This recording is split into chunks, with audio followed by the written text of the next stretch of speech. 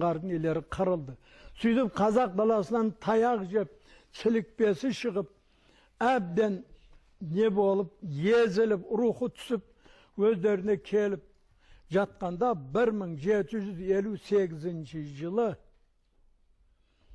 Қытайдың әскерлері ана жақтан келіп, енді оларға Қытайға керегі сол, мұна қазақ несінде, мұна Алатауда қалқан болып тұру керек. Енді қалқандыққа жарамады.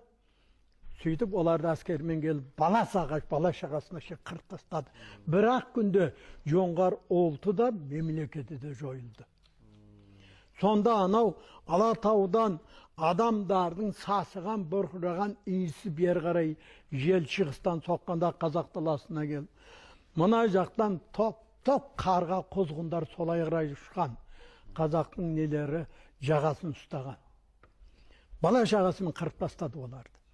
Солардың соңғы ханзадасы Әмірсана, соңғы ханзадасы. Қабанбайдың құдасы. Әмірсананың қызы Қабанбайдың бір немересіне тұрмысқа шыққан. Ол енді жортуыл несінде қолға түсіріп алса да, басқа қылса да, әйтеуір соның құдасы енді ойдағыда. Сөйтіп Әмірсана ана ел қырып бара жатқан екен, жаңа қашып, Қабанбайға қашып келген. Басқалары да мына Қаскелеңге, басқа жаққа олар құралдарын тастап қазақ ішіне қашқан, қырып бара жатқан екен.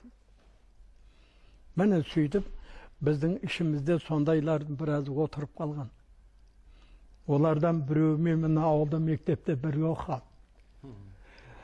Сақалы селдір ғана оларға түрі келеді екен. Міне сөйтіп, тарих сондай болды. Елбасшының әкесі қалмақ дейді ол? Енді ол несінде паспортында бар ғой, қалмақ екендігі. Ол кісінің паспортында солай жазылған. Қалмақ дейді ба? Иә.